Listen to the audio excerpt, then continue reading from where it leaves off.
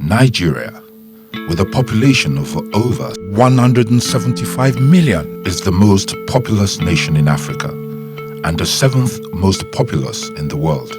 The population of Nigeria is to reach approximately 200 million by 2019 and over 400 million by 2050, according to World Bank estimates, making Nigeria one of the top 5 populous countries in the world. Depending on how Nigeria develops, that huge increase in population will either be an asset or liability. For decades, we have portrayed our country in colorful terms, promoting our culture, music, happiness, and wonderful locations to the world. Nigeria and the Nigerian people love wonderful and great things. You will find our exuberance as a people and our culture and tradition does portray our knack, our desire for great things, for good things. Out of every black person you see anywhere in the world is a Nigerian. And once you say a Nigerian, it has its own outstanding qualities. Because we come from an environment already where you need to work so hard, you need to struggle, you need to do anything you can, provided you are doing the right thing to survive. I don't think we have 5 of this kind of a country in the world where people just wake up, they want to do things and they just go for it. We touted our country as the largest and most important country in Africa, the giant of Africa. Nigeria has been defined as a giant of Africa.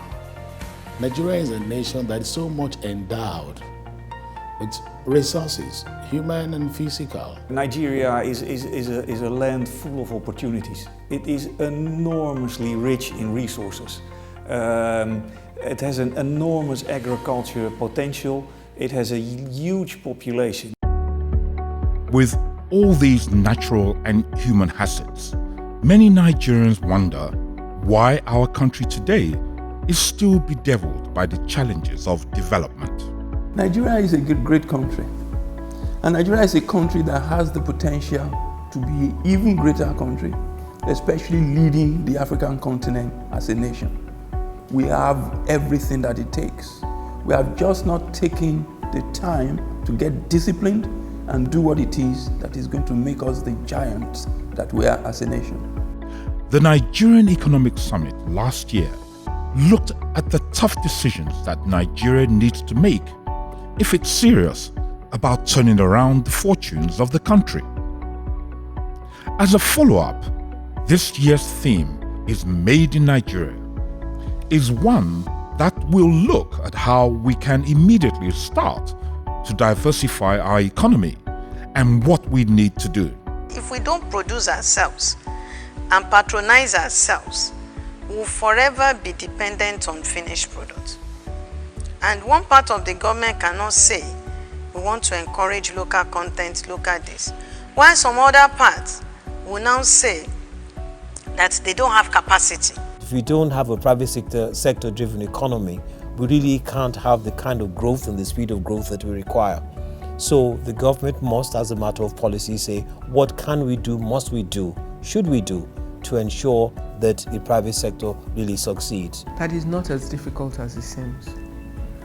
It's about paying attention to details, getting the little things, big things, and the long-term things, to think about them all together, and then to stick to the plan. I honestly would urge Let us do these plans. Let us not attach them to names. Let everybody be committed to them. And let the competition between parties be who can implement it better. This country can move well in 6-9 months' time if writing is done. Government should implement what is there already as a policy, which is use what you have. Key to how we revive our economy will be Nigeria's agricultural sector and repositioning it as the mainstay of our national economy. If you want to be a world competitive economy, it is about the people. And that means you need to invest on a world-class level in your education. Let's go back a little. When the civilian administration of President Obasanjo came into limelight in 1999 and ushered in democracy, it seemed that Nigeria was poised to deliver the dividends that its citizens had been waiting for. The hope for a better Nigeria. The most crucial role in the development of a nation is the role played by government. It is government that sets and defines and develops the policy. It is government that in the end decides where to allocate the resources. It is government that at a certain moment is responsible for consistency in policies, and that is something very important for people that are doing business.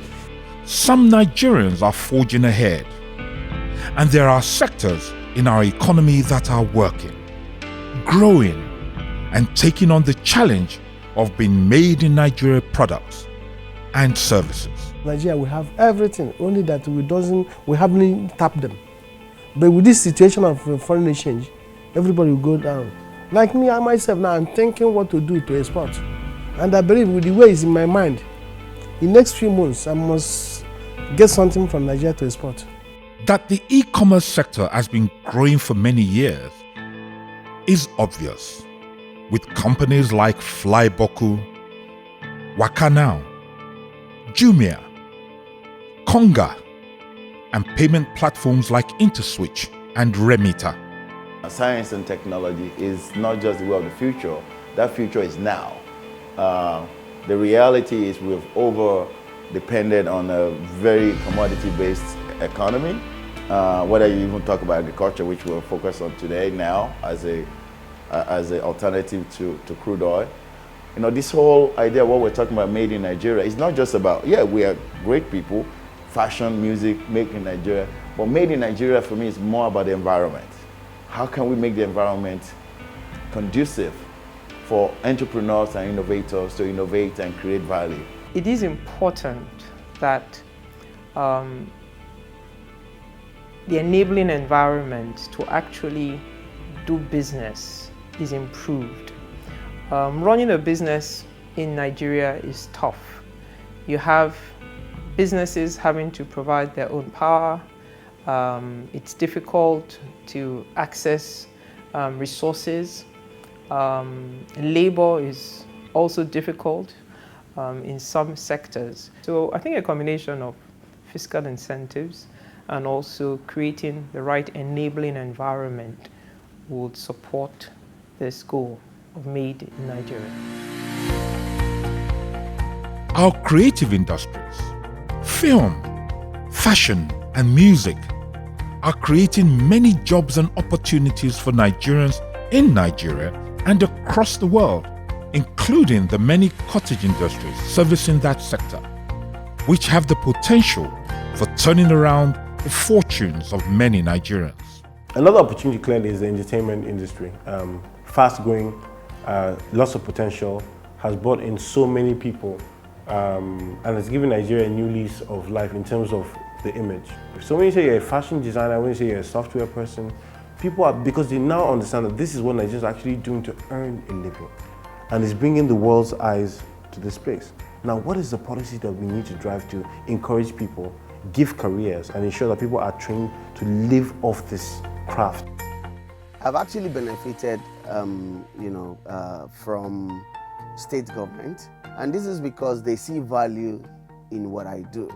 You know, it is not difficult to convince them. It is purely okay, this is an entrepreneur, he resides and functions in Lagos, he's adding value, to what we do, and they are collecting tax from me, so it's like putting my money back in the system. The telecommunications sector continues to grow, and its capacity for generating offshoots, such as value-added services, VAS, music streaming, app development, and content services, are creating new vistas of opportunity for many young people in the country. Charles Ugu is the CEO of Ebony Agro Farms in Abakaliki, who has made a success of packaging and selling local rice to the Nigerian community. He built up his business from scratch through self-help and providing his own infrastructure. Nigeria is a virgin territory, as you can see. Everything you produce, you can sell in this country. The key thing is to drive the investments, to focus on some areas, drive those investments, whether it is in food supply, whether it is infrastructural development, whether it is domestic household products. In every sphere you look at, there's a demand. But it is now necessary for Nigeria to begin to produce those goods that we import at the moment. That is part of it. There's a demand for products, there's a demand for services. So the key thing, therefore, is to make the investments. The investments you make then drive employment, drive growth, and drive economic prosperity. The problem we're having in Nigeria today is just policy problems, policy and implementation. If you wake up today now, they tell you the policies are there. Are we implementing it? No. So by the time until we begin to process what we produce, that's when agriculture will be a solution to our problem. Ibukun Awoshika is one of Nigeria's foremost businesswomen. She reflects on some of her experiences in producing made-in-Nigeria products. I've been producing furniture for 28 years. As far as I know, by Nigerian regulation today, since 2004, furniture has been banned in Nigeria. The question you need to ask yourself is, where is it in Nigeria that you cannot, where in Nigeria can you not find imported furniture? But from day one, I don't think there's a day from when we follow that instruction out of faith. But till tomorrow, there's furniture everywhere. The sad part is this, you're manufacturing out of commitment to a nation. But who is committed to you? Star Paper Mills in Aba has been shut down due to challenges that have for now become insurmountable. The chief executive talks about some of these challenges. There are a lot of complex situations and circumstances that have made businesses more difficult to deal with. Of course, at the time, we didn't have the issues of power. Power was available. In fact, some of the mills we were establishing at the time, there were more excessive power availability to run capacities at the time than of course, what it is now, where there is almost zero availability. What has been the greatest challenge is government policy, inconsistency of government policy. Because that's a major branch, a major route that can now diverse into various other areas of challenges. In Nigeria, power certainly is a major enabler. Without power, it's going to be impossible. Or if the power is inefficient, it's like an extra cost or burden to a business. Now, for you to become competitive, those things are given. Made in Nigeria entrepreneurs share similar challenges and success across the country. In Yola, Muhammad Abubakar manufactures bottled water and fruit juice. Nigeria is, from a business perspective, it's a very tough terrain to operate in. It's extremely tough. You have to, deal with so many inefficiencies. We still lack so much in the country. There's still so much to be done. And the oil, it's basically made us very complacent, really. We haven't been able to tap and harness into other potentials in the economy. With these entrepreneurs who continue to face challenges and take them on, we could learn a few things. But where there are successes, there are also challenges. Florence Sereki has been manufacturing computers and IT equipment in Nigeria for decades. The first step is to make up our mind if we want to be producers of finished products, or if we want to be consumers of finished products. If the government can sincerely answer that question, the next step is, who are those on local content? The policies we did for them. Today they will say they enhance local content policy. Tomorrow it will be removed. Meanwhile, what do we need to do? Quality assurances has to be put in place. We are buying raw materials from the same place HP is buying from. HP is borrowing at 2-3%. We are not borrowing at 2-3%. We're borrowing locally. And even the offshore borrowing we're doing, the local banks helping us did not understand it. As the Nigerian story continues to evolve, we need to ask ourselves serious questions. A critical factor to enabling made in Nigeria products and services is also the mindset of Nigerians towards locally produced goods and the need to support local manufacturers and companies. Government needs to do is to encourage manufacturers. The government is trying now. A lot of funds are being made available for people to access. One of the greatest problems we have before, we don't have a long time fund for investment.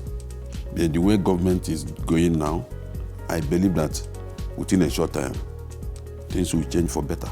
Towards this end, government must stop paying lip service to supporting local content and actually ensure that it has a policy of local procurement of products and services throughout all organizations of government. One believes that this summit will be one of the most important in more than a decade. Following from last year's summit, which identified that we need to make tough decisions. This year, we know the road ahead is made in Nigeria.